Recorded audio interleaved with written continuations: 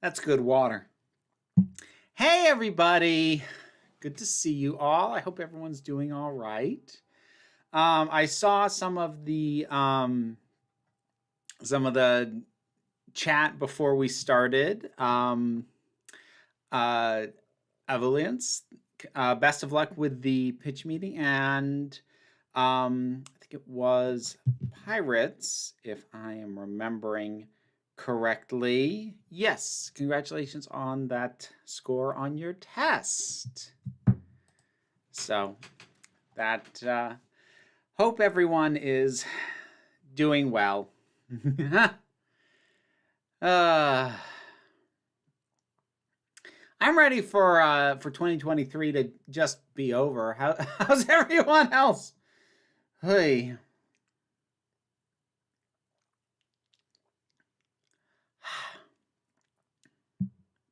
See, you keep claiming that, Ms. Wicked Wolf, and I am not indulging your paranoid conspiracy theories. So. Oh, is it Mardi Gras? I've literally never celebrated Mardi Gras in any way. I don't think. Maybe I went to like a Mardi Gras themed party in like college or something. I don't think that really counts.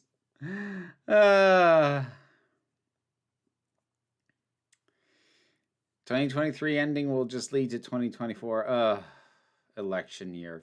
Oh, good grief. How can I tell when I'm succumbing to confirmation bias when it's just as easy for someone to delete a tweet as it is for someone else to doctor a false tweet? I mean, the general rule of thumb with confirmation bias is, are you taking something you're reading at face value, or are you looking further into it? So the first thing is, to be clear, you're not required to look deeper into everything that you read. There aren't enough hours in the day. However, if it is something that you are going to be forming an opinion around or taking action on, you probably should double check it, even if it sounds like something that makes total sense and totally jives with your view. That is the best way to watch out for confirmation bias that I can think of. Now, in terms of tweets, fake tweets, deleted tweets, it gets really tricky. And like, I have my own discomfort, and like, I've done it as well. And so like, I understand the reasons to do it. Okay, let me back up. There is right now a pretty prevalent practice where previously people would just quote tweet when they want to respond to what somebody else is saying, but it's becoming increasingly common, especially for folks on the left retweeting figures who are more right-wing, to screen capture their tweet and use it as an image instead of quote tweeting it. Now, there is a reason to do that, because when you quote tweet somebody, first of all, they're going to see that you did that. So now all of a sudden you're on their radar, and depending on their views and who you are, that might not be a good thing for you. And there's also the argument to be made that you make it too easy to get directly to that person, and it's not quite platforming, but it's like adjacent to it. I mean, theoretically, people are still going to see the username of the picture, but like, it's more work than just clicking the link. So I get the reasons why it's become increasingly common to do that, but what you just laid out is exactly why I have that discomfort with it. If I can't go back to the original, I get very nervous that I'm not positive. Now, I actually would say shockingly often, if you do go look for the original, it's probably still there more often than not. So if you move quick, you can usually still confirm it. And if you can't, just take it with a grain of salt and understand that you couldn't confirm that. Now, that may not be worth something dying on a hill over.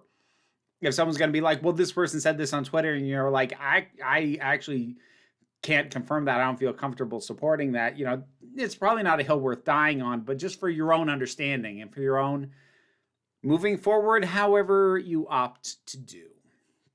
John Vinyls, thank you very much for the super chat. Ever heard of either Garth Nix's Abhorsen series? Sometimes I wonder if it was an influence on both the Locked Tomb and the Owl House. I have not heard of that. And Garth Nix is a name I know. I know that I've seen that name before. I don't know if I'm familiar with the work, though, any of it. Bought hair dye from a supermarket to make you look more non-binary. Any tips? Yes, do not use whatever plastic gloves came with the dyeing kit. Like, go to the pharmacy, get some like blue latex medical gloves, because the stuff if any kind of glove came in the kit, it is very likely to tear, and you're gonna end up. So like when I did the pink, I didn't realize that the glove actually tore right here. And so, you know, I'm doing all this with it, and then I had a pink stain on my hand that I had to scrub the ever-loving heck out of. So that's my primary tip. Other than that, just have fun.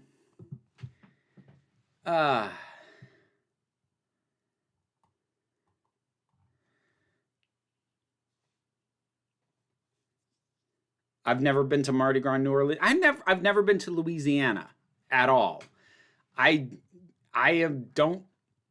The South doesn't hold a lot of appeal to me. Oh, hey, Meg. Well, we'll see you when you get back. Over the weekend, Garth Nix came to GenreCon in the Queensland Writers Centre. He's a great author. I'd love to see him talk about fantasy and how to interweave tropes with new life. Interesting. Do I wear scrunchies? Generally, no. I own a couple. I'm not going to say I never use them, but what brand color do I use? I don't pay attention to brands. They all wash out in about the same amount of time, I find, when you get a home dye job. So I just look for the color I want. I don't really care what brand it is. I'm not a brand loyalist with most things.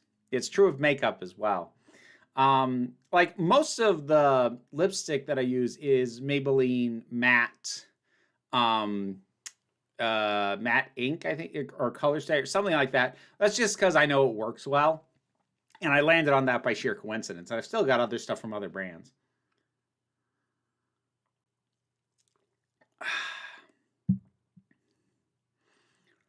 Garth Nix, not Garth Ennis, I misheard. Yeah. Yeah, Garth Ennis would be a whole other bag of, I was going to say bag of worms. That's a can of worms. No, it's not a bag of monkeys. It's a barrel of monkeys.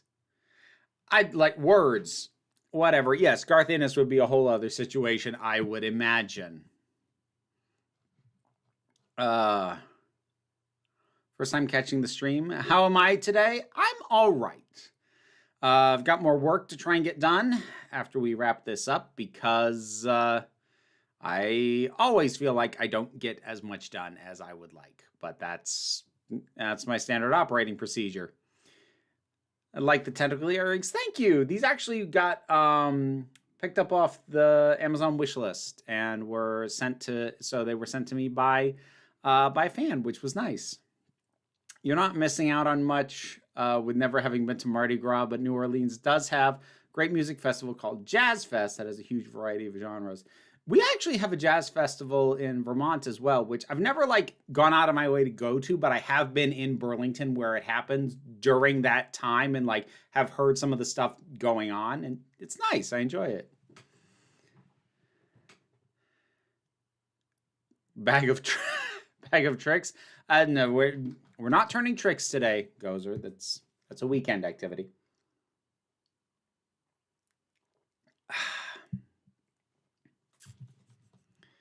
Interesting day for me. Tweeted a simple birthday message for Elliot Page featuring a couple of pics from his recent Esquire shoot. It's coming up to 1,500 likes. I mean, honestly, with all the transphobic nonsense that goes on Twitter, it's probably just nice for people to see somebody not misgender him, for crying out loud. Vampires love capitalism because they can invite themselves into domiciles with 48 hours notice. No, vampires are cops because a warrant counts as an invite. So there's your twist on that. Let's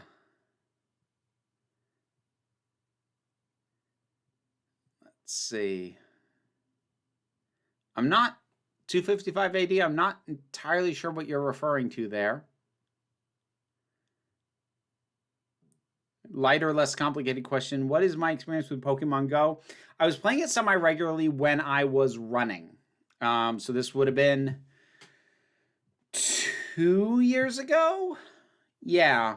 When I took up running, because I would usually wrap up my run, and where it would land me, well, as I got towards the tail end of it and was getting better at it, I was ending closer to the house. But the path that I opted to take, it would usually land me with about anywhere from 10 to 20 minutes left to walk home after the proper running part, and I'd bust out Pokemon Go to pass the time. So that was my main experience. It was very casual. I enjoyed it. It was a decent way to pass the time. Do retroactive warrants work? I dread to find out. Do you consider it rude at all to watch live streams sped up in order to get caught up? No, it wouldn't have occurred to me to do that. If you love vampires, you're going to love What We Do in the Shadows. I'm very nervous to try that show. I might one of these days, but like I don't like the comedy style. I don't like that kind of improvisational. I can talk. Improvisational comedy stylings where it's not really scripted. And like, these people are very talented. They're very good at what they do. I just don't love that style of comedy. I mean, it was one of the issues that I had at times with Our Flag Means Death, which thankfully didn't fall into it too hard. At least it didn't feel like it did.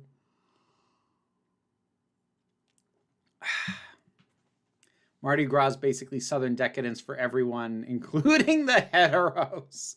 Parades, floats, trinkets, and costumes. I suppose we have to let the straights have their fun every now and then. Dracula was written as a count for a reason. Rants about capitalism whilst plagiarizing a half-remembered video essay. Well, yeah. And or the other one I like is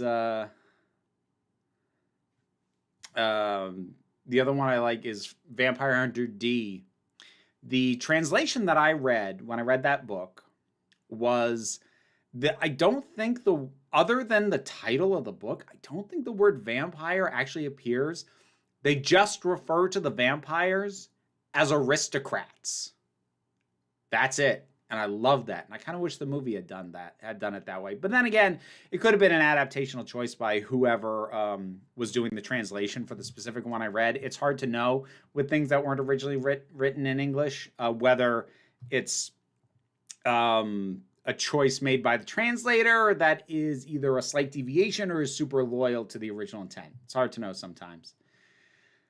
That's a pun on Louisiana. Louise, Ian, and Anna. Oh, okay, I got you now. My daughter just took that as you saying I'm a cop. I feel like messaging my daughter is a bit off if that was the ultimate theory. Oh, goodness. Would I rather be a witch or a vampire? I'm quite happy as a witch. I'm good, thank you.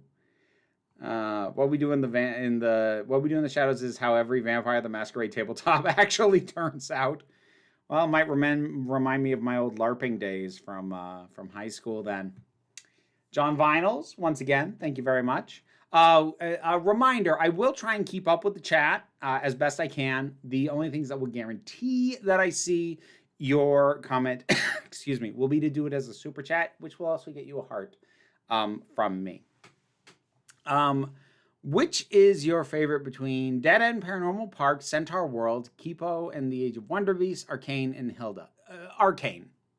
I was just really, first of all, Arcane is, I think, the prettiest of those, and I was just really impressed with how well all the characters were handled and all their stories were handled. I'm really impressed with Arcane, which means I'm both excited and nervous for the new season. Because when you do something that good, you know, are you gonna be able to do it again? I don't know. That might be a better version of the Aristocrats joke. Dream Sounds gets into translation choices in her little shop vid. I still need to see that one. I haven't gotten to it yet. What's my favorite animated Disney movie? It's funny. I was actually talking with one of my partners this past weekend about that, and I have a very hard time. I can tell you what my nostalgic favorite is. My nostalgic favorite is The Little Mermaid. But, like, I do still have some issues with it. I think it's kind of between that and actually Wreck-It Ralph. But there are a lot in contention, and it could change at a later date. I love that line from Interview with the Vampire regarding Dracula. Fictions, my friend, the vulgar fictions of a demented Irishman. Oh, Louis, always whining. You like this? I've had to listen to this for centuries. That's a good movie. I like that movie.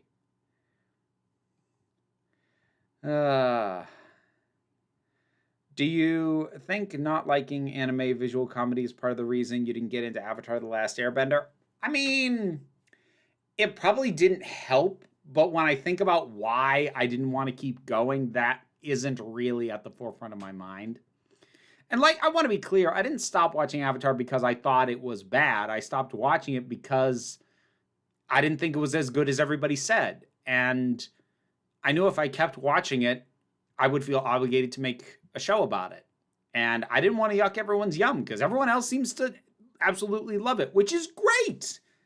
I don't like crapping on that, especially when I don't think it's actually bad. It's just, I'm sure if I'd seen it when it aired, I would love it as much as everybody else. I didn't. So, I've seen too many things that took inspiration from it. 255 AD. One of my questions is about the culture.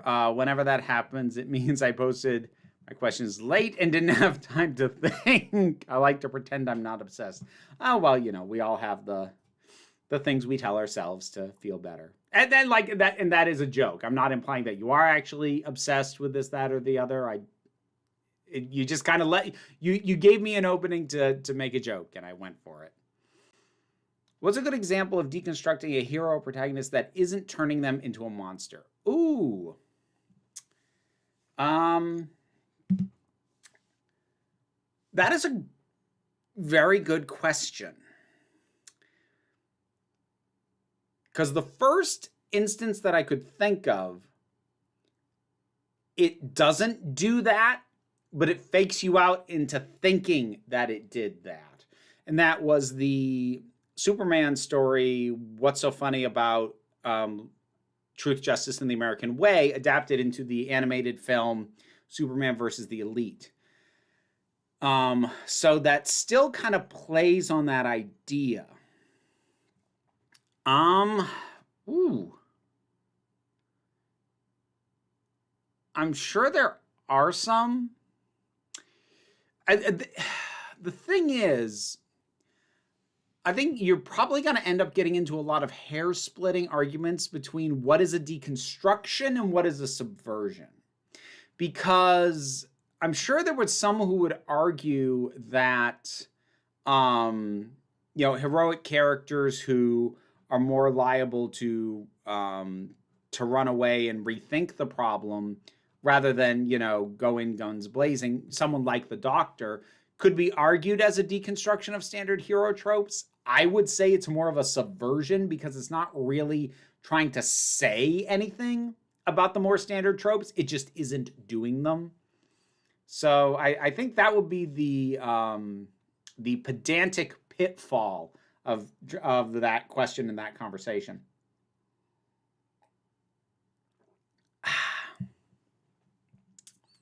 Is Arcane going to pay off the Sapphic plot? I would assume so. I think my favorite is Emperor's New Groove. That is a very good one. That one is indeed quite good. Let's see. In Frozen, Elsa told her sister, Princess Anna, that you can't marry someone you just met. Notice all different Disney princesses that want to marry the prince they just met end up sad. I mean, I like Frozen, especially the first one, is very good. I've seen people say, and I don't feel this way personally, but I get why other people do, that it's a little bit too derogatory towards Disney's own history. And yeah, the thing is, that's not strictly a Disney problem. It's an inherited problem from a lot of fairy tales. Like, if you want to take something like Cinderella or Snow White, that's an inherited problem from the source material. And I would argue that most of the Renaissance ones, while they are working on a fairly condensed time frame, you know, your Aladdin, your Beauty and the Beast, your Little Mermaid, they are still getting to know each other a bit. Certainly more than something like Snow White, good grief. So, you know, Fantasia, Sword in the Stone, Wreck-It Ralph, WALL-E, and Bambi are my top 5. Interesting choices. I will keep my mouth shut about my thoughts on WALL-E. If you ever watch Sailor Moon, you're going to love Rei Hino, a.k.a. Sailor Mars. She's a lot like you. Thanks, I guess. Speaking of Abigail Thorne, I'm eager to see what she and Finster are up to. I will be very curious to see what the framing of that is going to end up being, because Finster is a creator that I very sincerely don't know what I think about him. And I don't mean that in a, like, I definitely, like, there's some people who I don't know how to think about them because, like, it's like, ooh, they've got all these problematic stuff. Like, it's more of a, I suspect I don't get it.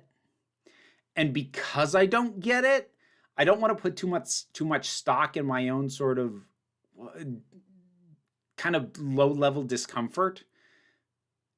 But yeah, I don't know. I don't know what to think about Finster. So more than anything, is I'm very curious as to what the philosophical framing of that video is going to end up being. Would you want second seasons for Moon Knight and the Book of Boba Fett? I know they're unrelated, but both kind of underdog TV Disney Plus shows. Moon Knight, yes. Book of Boba Fett, not really. Not really. It fell apart so much by the end. I was like, I don't care. Was Ralph Breaks the Internet a good sequel, in my opinion? No. Ralph Breaks the Internet was awful. It was terrible. It bore all of the sins that come with a sequel farted out to a standalone product that was not designed to have a sequel. All the standard stuff of, like, giving people whole new issues they didn't have before so that we can have them go through an arc. Basically finding a reason to reset your main character so he can be like he was in the first one, even though part of his arc was learning to be different from how he was before. They did the same thing to Shrek with the third movie on. Like, there's also a lot of tiny specific things that are much less substantive, but I really did not like Ralph Breaks the Internet. I actually, at this point, kind of hate it. And part of the reason that I hate it is because I like the first one so much. Will this live stream be up as a VOD afterwards? Yeah, there's a playlist for live streams, or there should be. They should end up there. But yeah, this will be viewable after we're done.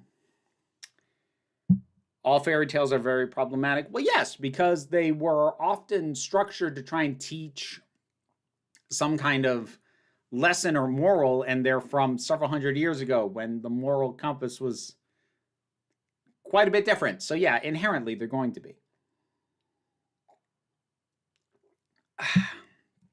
John Vinyls coming in again. Thank you very much, John. I appreciate that.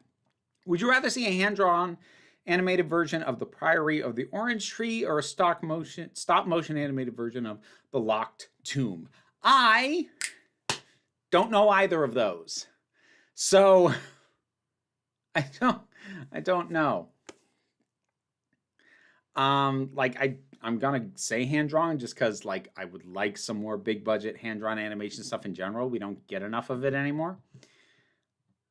I think for me, Midnight fits what I described. Whilst the Doctor isn't acting perfectly, it's about his competence and ability rather than his morality.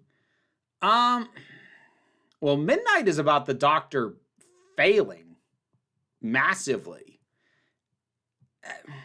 I think you and I have a different view about what Midnight is doing and is about based off that statement. I think Hunchback of Notre Dame was one of the best subversions of the traditional Disney romance between leads. Esmeralda and Quasi not ending up together is noticeably different. Well, I mean, that's also where you get into a conversation about the original source material, because they changed it a lot inherently, but like Quasimodo in no iteration of that story. And it's gone through multiple versions, including from the same original author. But there's no version of that where Quasimodo ends up with Esmeralda. That's just not a thing that happens. So I don't know if I count that as a subversion, given that it's in the source material. Like I suppose it's a subversion insofar as Disney choosing to do that story at all was a bit out of their wheelhouse. But that specific thing, I'm hesitant to give Disney the credit for that. Couldn't it be said it's Disney's problem in that they keep choosing to adapt fairy tales? I mean, yes, to a certain extent. It depends on how far back you want to push this as being a problem. So how do I want to put this? So a big part of the reason why these were fairy tales, especially in early Disney, I mean, the reason it started with Snow White, and then we got stuff like Pinocchio, and we got stuff like Sleeping Beauty, and the reason for these things to be based off such well-known stories was to give them the best possible box office chance.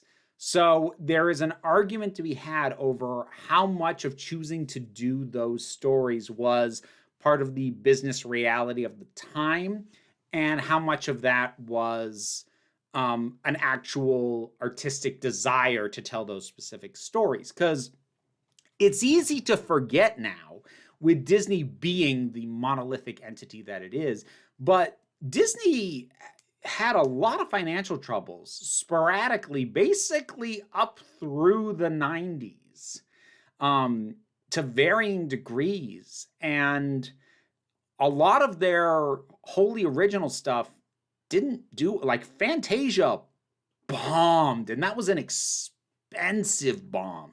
Alice in Wonderland bombed. That didn't start making money until they started re-releasing it to the psychedelic crowd. So I think it's a different conversation now, talking about what Disney is choosing to adapt, since they can basically afford to do whatever they want. Yes, they still want it to be marketable, but the future of the company no longer depends on 2 movies in a row flopping, which was the case for a long time. Again, it's easy to forget that. Lynn Wallace, welcome to being a member, Snazzy supporter. Thank you very much. I appreciate that. I always thought Midnight deconstructed how the Doctor is usually able to gain trust of strangers on adventures and talk his way to situations. Does this differ from how you see it? No, but that's not a deconstruction of the Doctor as a character. That's just putting him... it's a deconstruction of the narratives he's usually placed in, because it's putting him in a situation where his normal mode of operation doesn't work.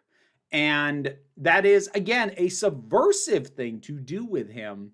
I would not call that deconstruction, largely because it doesn't cause him to alter his mode of behavior. So I would say that if you're trying to pull from Doctor Who, you could make a better argument that Waters of Mars is a deconstruction of the Doctor as a character. And I'm not sure I'd even agree with that, but I would say you'd have a stronger case for that one than for Midnight.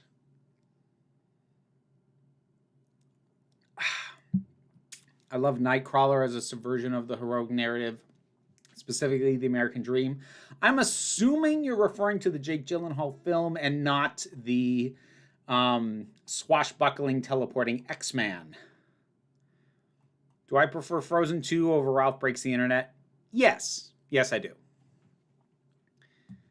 Purple Raider, thank you very much for the super chat. What musical do you think is incredibly overrated or underrated? Ooh. Huh. Let me think.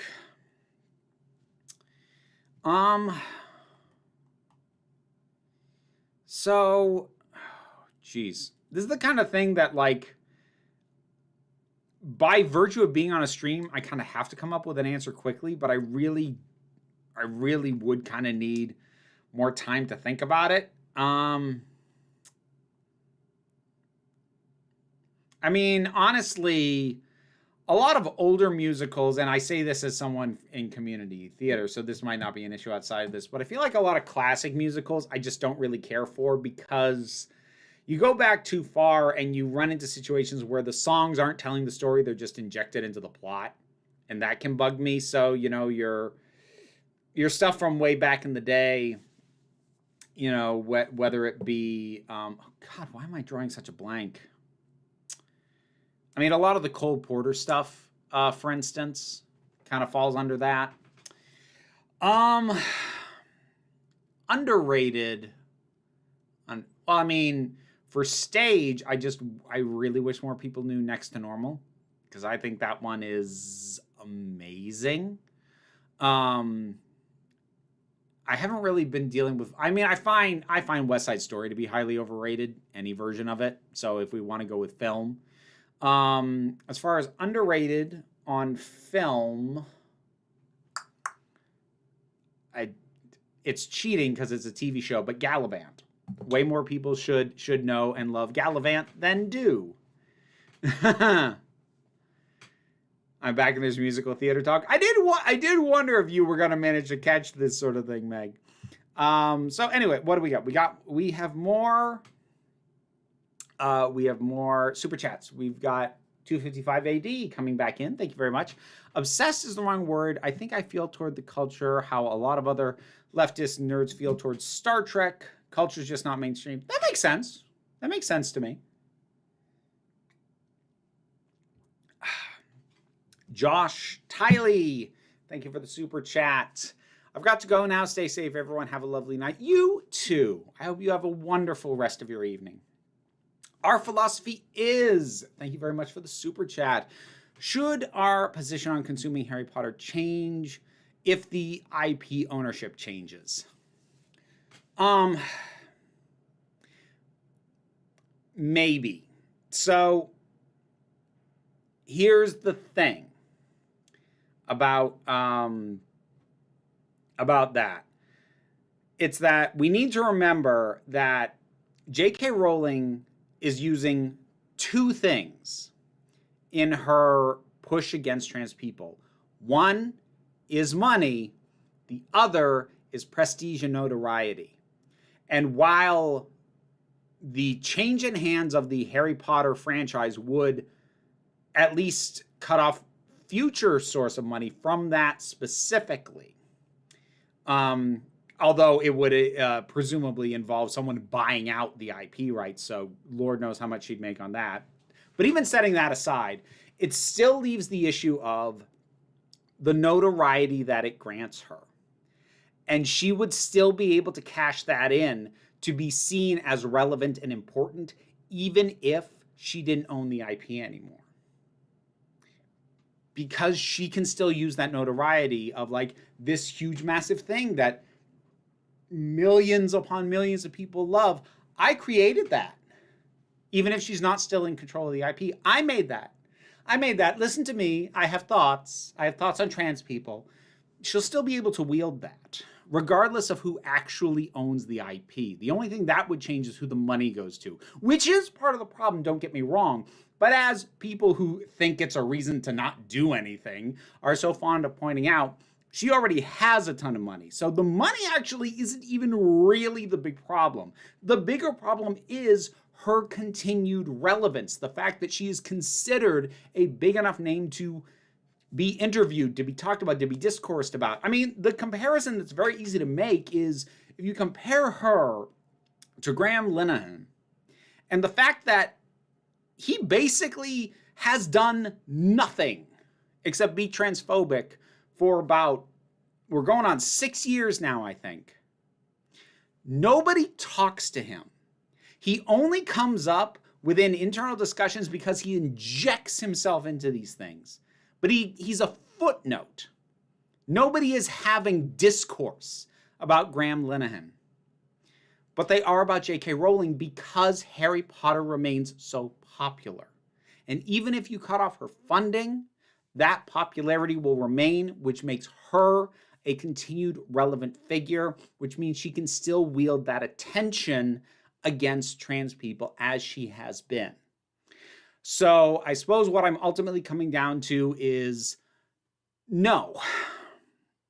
It would not change my position. I might get less emphatic about it simply because I know that there would be many out there who would find the position less tenable. But for me, myself, and my own personal views, no, I don't think that would change where I stand on this. I mean, another person you can look at is Orson Scott Card. When his massive homophobia became increasingly obvious, I'm not going to say it was the cause of the love of things like Ender's Game for dropping off, but the decline in interest in his works meant that people also weren't listening to him. They just weren't. Like, he probably had things to say for days about gay people, but he was rarely talked about unless there was something like an adaptation of one of his books. He was only relevant relative to that, and new people weren't coming to it. Harry Potter keeps getting refreshed. My generation and people slightly younger than me keep reading it to their kids, and they're passing it on, and they're passing the interest, which is sustaining the property, which is making the whole thing have a much longer shelf life. And understand that for a franchise to be able to do that is incredibly impressive. That is an impressive thing, and I don't want to belittle the idea that Harry Potter has notions and ideas and thoughts and themes worth embracing. It does. I used to embrace it. But its continued relevance means that she can and will continue to swing attention every time she says literally anything. And that people will interview her and reference her and discourse her because Harry Potter continues to matter. And if interest in Harry Potter had dropped off after the last movie and had just Warner Brothers realized, oh, what we're paying for this license isn't worth it, and they backed off, I don't think we'd be in the position with her specifically that we are right now, because she wouldn't be as relevant. I went off for a bit on that one.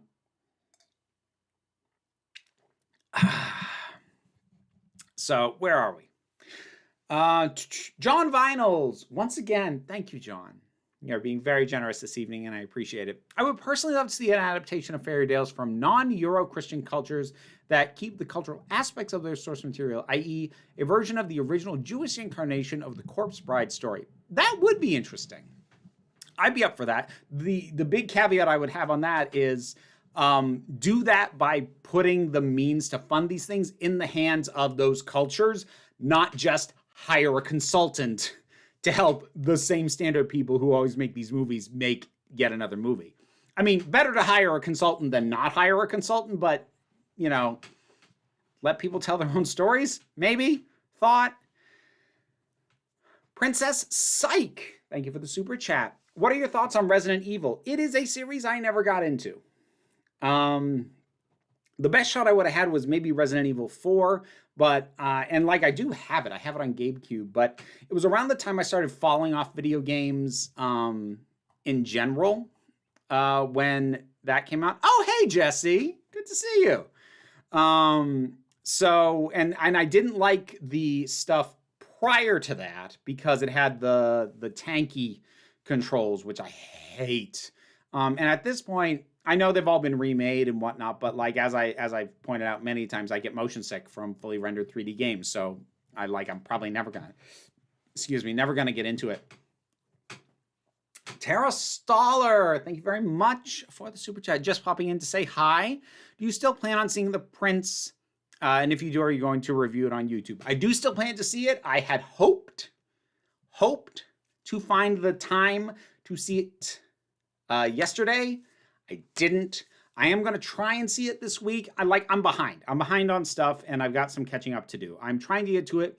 Will I review it? I will say something about it. I am certain of that. Whether it will be a full, proper review, I don't know. It is largely going to depend on what it is that I think about it. So I don't have an answer for that. Supreme Omega, thank you very much for the super chat. On long-running franchises, do you worry when fans who grew up on the older stuff start to take charge? Just look at Doctor Who, Trek, Jeff Johns at DC. I mean, like, it's always a hazard. In terms of, you know, fans. See, the other things you mentioned, the thing I would actually say fell into it the hardest was Star Wars. Most of the Star Wars stuff that has happened has felt to varying degrees, fanficky, especially Rise of Skywalker.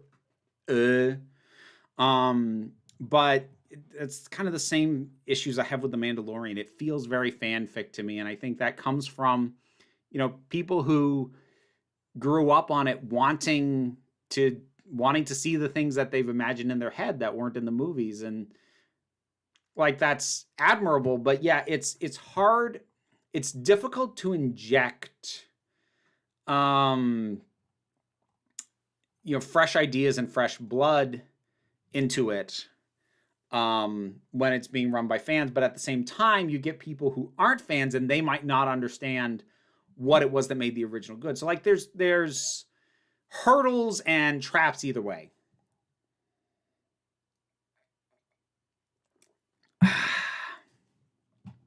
What's worse, The Black Cauldron, Chicken Little, or Home on the Range? I've never seen Home on the Range, and I've only seen part of Chicken Little, and that was worse than Black Cauldron. If you were forced to make an adaptation, TV or movie of a property you love, what would you trust yourself with? Ooh. Oh, that is an interesting question.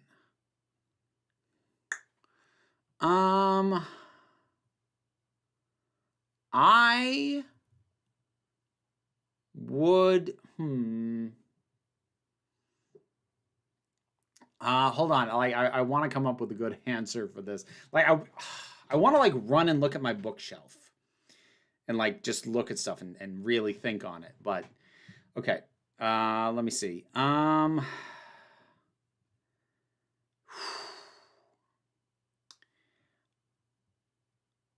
I think the easy answer would be the Dris Duerden books by R.A. Salvatore. Or Salvatore, I don't know how his last name is pronounced. The only reason I'm hesitant on that is because I don't know if I'd be able to do something better than just well-polished but somewhat generic fantasy action take on it. I feel like there's a better answer, but I'm drawing a bit of... Oh! I know what I would want to adapt, and I would have to go into witness protection after doing it. Lamb, The Gospel According to Biff by Christopher Moore. That is the one. What do you think about the rumor of Moffat coming back to Doctor Who to write episodes? I have no opinion on rumors. I will have an opinion when it is confirmed. Yes, the Discord. Thank you, Carowin. I will get to that. So, I am going to be popping over to the Council of Geeks Discord, which is a Patreon exclusive. I need to answer questions that are in there. Apparently, there's a lot of them. I will get through them as quickly as I can and come right back. And obviously, you get to hear my answers to those questions, so stay tuned. And feel free to drop in super chats or whatever in the meantime if you have questions there. Oh boy, we do have a lot. Okay. Starting with an oddball question, but do you think it's odd that super stretching the power of such characters as Plastic Man, Elongated Man, Kamala Khan as Ms. Marvel, or Mr. Fantastic doesn't crop up as often as, say, characters who are based around super strength or speed or energy blast? I don't think it's that odd, simply because it's a superpower that requires more creativity, both of the writer and the artist. And while some writers and artists will revel in that, for others it becomes a big pain to try and keep thinking of new and interesting ways to make use of that or depict that or draw that or what have you. So no, actually it makes a lot of sense to me, because you have to remember, as ambitious as any artist or writer might be, they're working on a budget monthly issue. So they need something they can crank out at a regular pace. So I'm not surprised that they kind of avoid that one. Why do you think barbarian heroes speak to people as much as they do? Personally, I think it's the idea of a person more at home with the primal nature of things, being able to overcome the hypocrisy and shallowness of so-called civilized life and looking awesome while doing it. In essence, putting a mirror up to so-called modern society, showing that it's not nearly as advanced as it might like to think it is, but that's just me. Well, I mean, if you're talking about characters like Conan the Barbarian, it's just... sometimes it's just fun to see somebody wreck shop. I mean, that's kind of how characters like that tend to work. And I think there is an appeal to the simplicity of it. Because, you know, we live in complicated times, complicated worlds, but boy, isn't there a little bit of an appeal to a time when if you could swing the biggest club, you just win? I think there's an appeal to the simplicity in that. With wizards being a hot button topic, do you think the name is right for the wizard's arch enemy to get their day in the spotlight? I speak, of course, of barbarians. A fantasy series akin to the wizard series that won't be named, but focusing on the awesomeness that is a barbarian in the lion cloth. I'm assuming when you bring up wizards in this context, you're talking about Wizards of the Coast.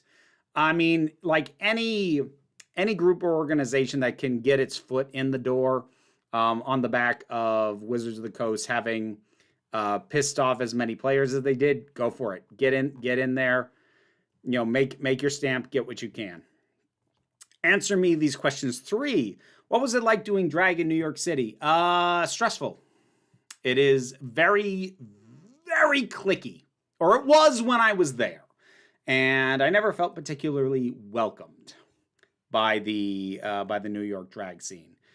There is a high density of people who are just as big a diva off stage as on, which exhausts me quickly. What's the furthest south? Oh my God, why can't I talk tonight? This is probably why. What's the furthest south you've traveled in the USA? Florida, which is kind of a cheat because, like, I've gone down there for relatives or for Disney World, and I feel like going to Florida is like skipping a whole bunch of the South, because Florida is its own weirdness. It doesn't necessarily feel like the South, or it didn't at the times I was going there. I don't know what it's like now. When you went to college, did you know what your major was going to be, or did you figure it out on the way? I thought I did. Changed majors twice. Neither time doing the major that I should have just done. Believe it or not, I was initially an accounting major. And then I was an English major. I should have just been a theater major. I might have actually finished if I'd done that. If you had time and patience, what one skill would you acquire you do not have, and why? I just like to be able to play a musical instrument. Ideally something that isn't as common. I don't know, like the harmonica. I think that'd be real cool. Or like to be really good with a Irish pipe or a pan flute or an ocarina or something. That'd be real cool. I don't have the patience, though. If you could visit one other single time period in history, where and when would it be? I don't know. That's the kind of question I can never like come up with a particularly satisfying answer in my mind for. I don't know. Time, as much as I like time travel stories, the idea of actually time traveling myself, at least in terms of, ooh, wouldn't it be fun to go back to X period? I'm like, I guess as like a tourist, sort of. I don't know. I can never come up with a decent answer to that. Battle axe or morning star depends on whether it is a flail style morning star or not. I don't mess with a flail. If it is a standard morning star, I will take that. If it is a flail morning star, I will go for the battle axe. And if you're asking me why, it's because the battle axe, you have to be sure you swing it with the edge, and I worry about accidentally hitting with a flat or something. You get a morning star, there's spikes all over that thing. You swing it and hit, it's gonna work. Why do you think there are so many wildly different opinions about which are the best episodes of the Chibnall era? Usually, if an era of something has been poorly received, there's at least one thing that everyone can agree on being good, like Wonder Woman, for instance. Well, I think part of it has to do with the fact that there are some people who genuinely like the Chibnall era, or at the very least like it more than a lot of other folks do. And so they have a tendency to gravitate towards different favorite episodes than the people who really didn't like it and are just looking for anything they think is good. That having been said, I feel like most of the fandom has coalesced around Haunting of Villa Diodati, which is ironic for me to say, because on rewatch, boy, did I have some massive problems with that episode. Wow. But yeah, it doesn't have its version of a Midnight or a Heaven Sent, where it's like, this is how good it can get. So yeah, it is a little odd that way.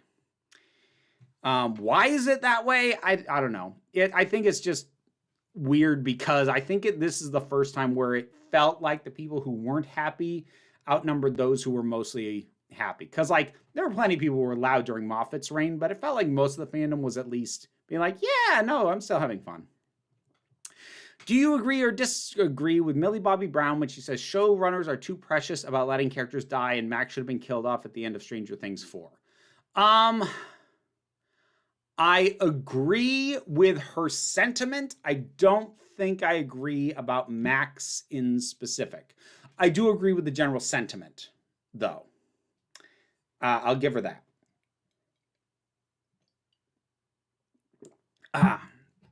Do you think Sam Raimi's Spider-Man movies have been tainted now, given the mixed response to Doctor Strange 2, and because they use the trauma leads to villainy trope so prominently?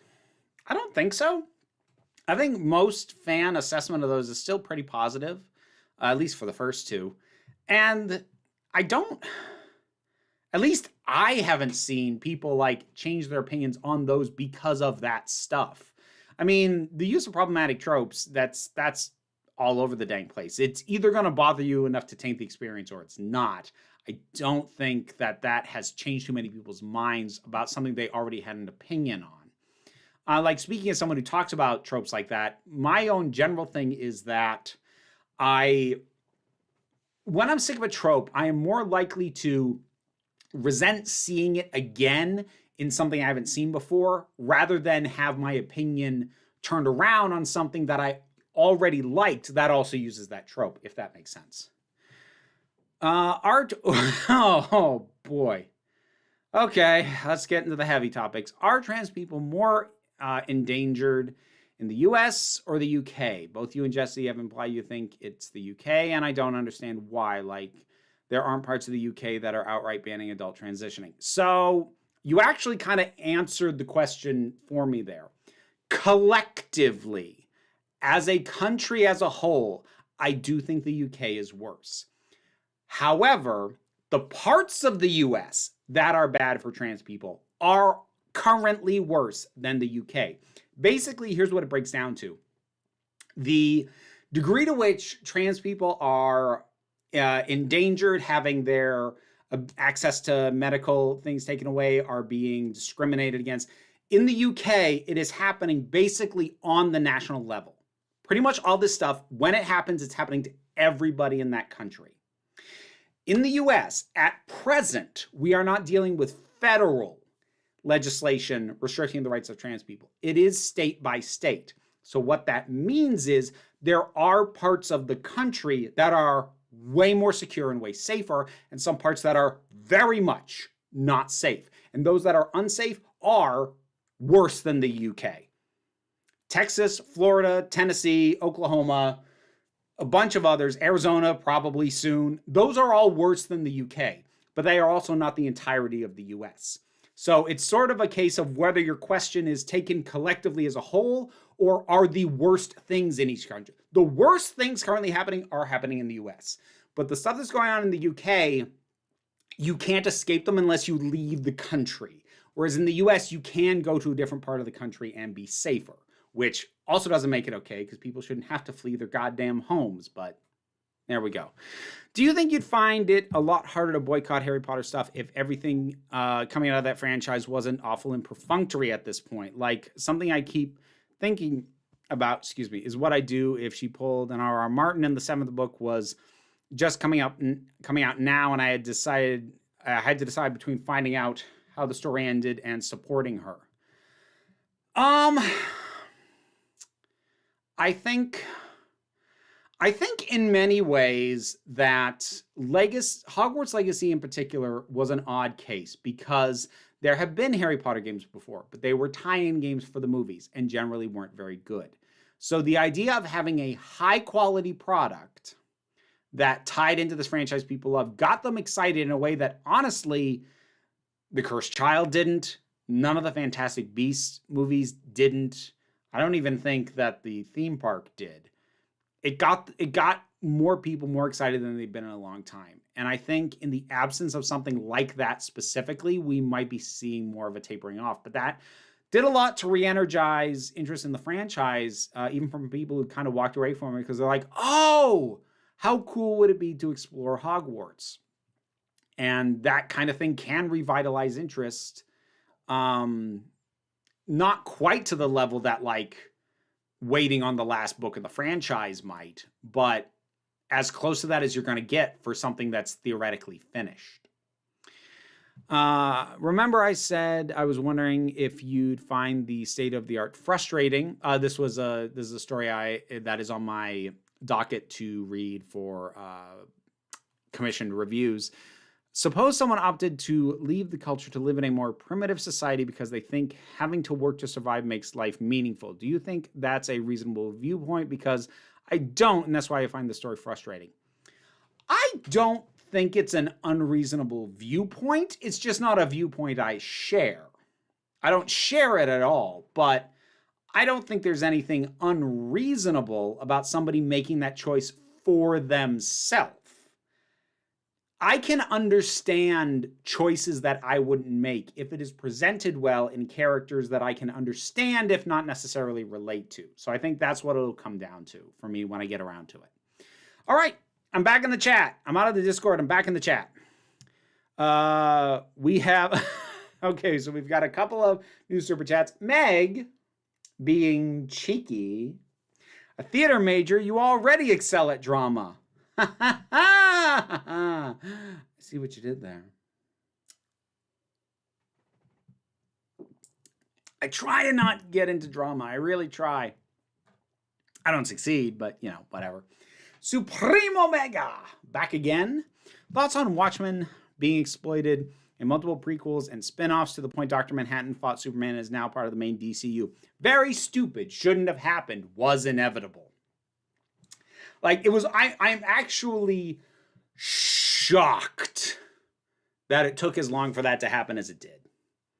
I'm legitimately shocked that they waited as long as they did before doing literally all that. It was always going to happen, and it was always going to be a bad idea.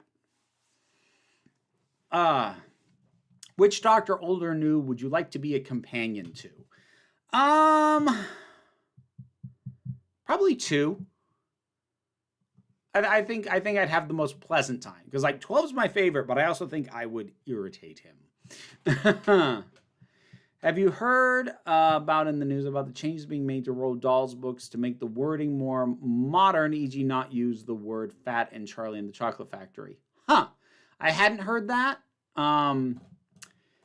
If they are, in fact, changing the word fat in specific, I'm going to kind of cock my head at that, because most body positivity advocates aren't saying you can't use the word fat. In fact, fat liberation is a pretty big part of it. It is generally a word that is what most people advocating for fat acceptance are doing, are trying to take the stigma off the word, because there's nothing wrong with being fat. And using a different term doesn't really change all the hatred that's often poured into it. So if that is one of the specific things that they're going after, that strikes me as an odd thing. Knowing how Roald Dahl was, I would hope that they would be looking at some of the specifics in terms of the backstory of the Oompa Loompas, because, oh boy. But, that's me. I'm finally playing Dungeons and Dragons for the first time. Excuse me, our party did our first level up. Can I just say paladins are ridiculously OP? I actually have never been in a party with a paladin. I've never been with a gaming group where anyone wanted to play the goody two-shoes. So I actually don't have a lot of experience with paladins, playing with or as. But if they seem ridiculously OP, just wait for your DM to make some adjustments. Based on your very limited knowledge of Pokemon, what's your favorite Pokemon? Eevee. There we go. Saying fat is fine, using fat as a negative descriptor, not so much. Yeah, like, that's not a word where I'm like, the word's the problem. No, like, the meaning you put behind the word is the problem. Augustus Gloop is an inherently fat-phobic character, unfortunately. Yeah, that's true, Quetzal. And that's kind of the thing. Like, it doesn't... If you're trying to fix the fat phobia, you have to kind of remove the character. But, if you're not going to do that, you can't remove the fat phobia from the nature of that character by just not calling him fat. That's not how that works. It's baked into everything about that character. I am morbidly obese. I'm okay with people using the word fat, but for some reason, pleasantly plump gets me to smile more. That always is just a nice turn of phrase, isn't it? I am going to wrap it up soon. Council is a fat, safe place. Damn right. Damn right. Absolutely a fat, safe space right here. I saw the Oompa Loompas are described as short people instead of short men. That's the only change I've heard to their description. Oh boy. It really sounds like they are not being very wise with the changes they're making, because, like, the Oompa Loompas, he went into a foreign nation and tricked them onto a boat to come back and work for his factory, and he doesn't even pay them with money. The problem with the Oompa Loompas was not the implication that they were all dudes. BMI. Oh, BMI is so messed up anyway. Like, it's the stupidest damn thing. It does not distinguish, amongst other things, aside from being a stupid metric in the first place, it doesn't even distinguish between fat and muscle. It just takes weight. It's very dumb. It is very, very dumb. Did you hear about Virginia Hayes' major health problems lately? Oh, she has new ones? I know about some of the stuff she's had in the past. Do I like the word thick? I enjoy the use of it. I don't make use of it myself because there's some... I am not taking a side in this debate, but there is some arguments made about whether white people using that is appropriating a black culture term. I don't know where I stand on that, but I know that it's enough of a thing that I I smile hearing it. I don't use it. What are my top 5 favorite pieces of media and why? Oh, we do not have time for that when I'm supposed to be wrapping things up. Hold on to that one for next time, Melissa. Originally, they were literally described as pygmies, but that got changed in the second editions, I believe. And, like, let me also be clear, there's nothing wrong with updating over time. Like, one of Agatha Christie's best books is currently titled And Then There Were None. Prior to that, it was called 10 Little Indians. Prior to that, it was called something that, it was called 10 Little Something I Will Not Repeat on Stream. So, like, it's okay to change these things. I have the original where the illustrations show the Oompa Loompas as black. Ooh. Oh, dear. In The Witches, a description of them as bald under their wigs is followed by a new line. There are plenty of other reasons why women might wear wigs, and there's certainly nothing wrong with that. All right, these feel like Band-Aids over more inherent structural problems. Yeah, that...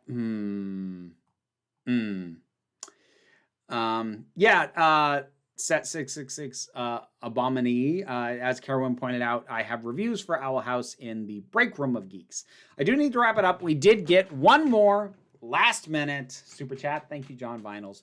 Should we also disown Philip Sidney for defending the Elizabethan conquest of Ireland in the 1500s? Hang on, let me make sure I've got my facts straight on something here.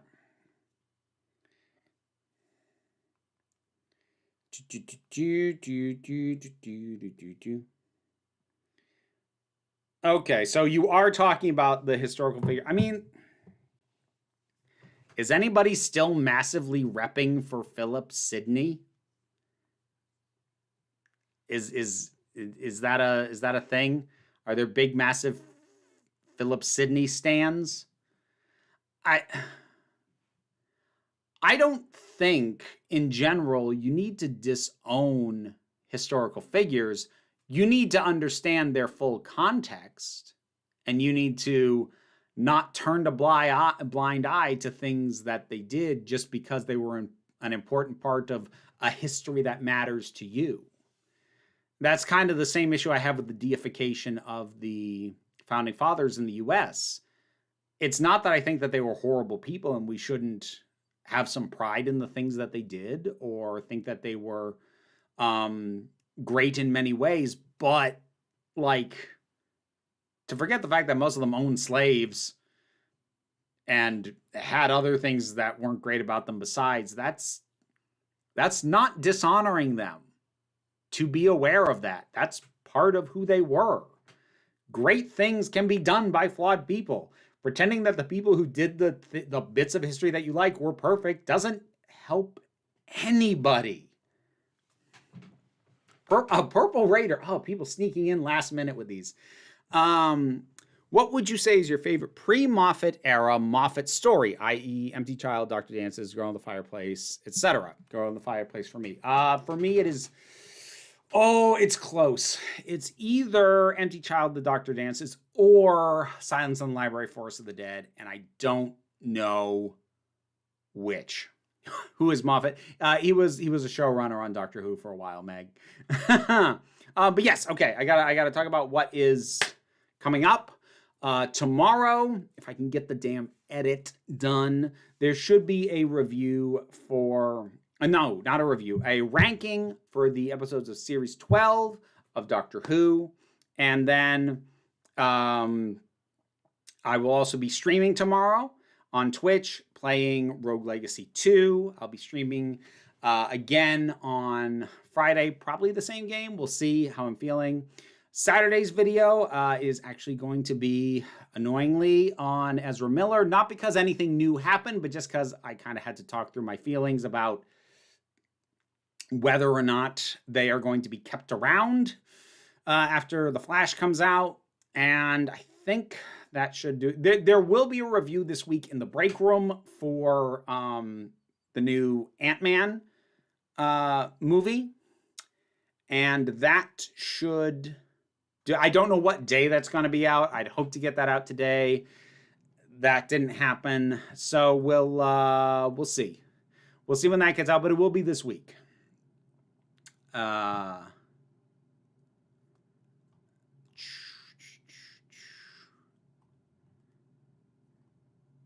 saying I approve Council of Geeks. It's what I have that my parents bought me. Oh, no, I understand that, homebody. I understand that. No, you did nothing wrong. Don't worry about it. I was going wow to the existence of the thing, not the fact that you owned it. I'm like, no, don't worry about it. Don't worry about it. All right. Am I ranking them from best first to worst again? No, because actually the choices are obvious at both ends this time. So, whatever. Anyways, that'll be it for this one. Thank you for joining me, everybody. I hope you have a great rest of the week. And please remember that you are beautiful, you are valid, and you are loved.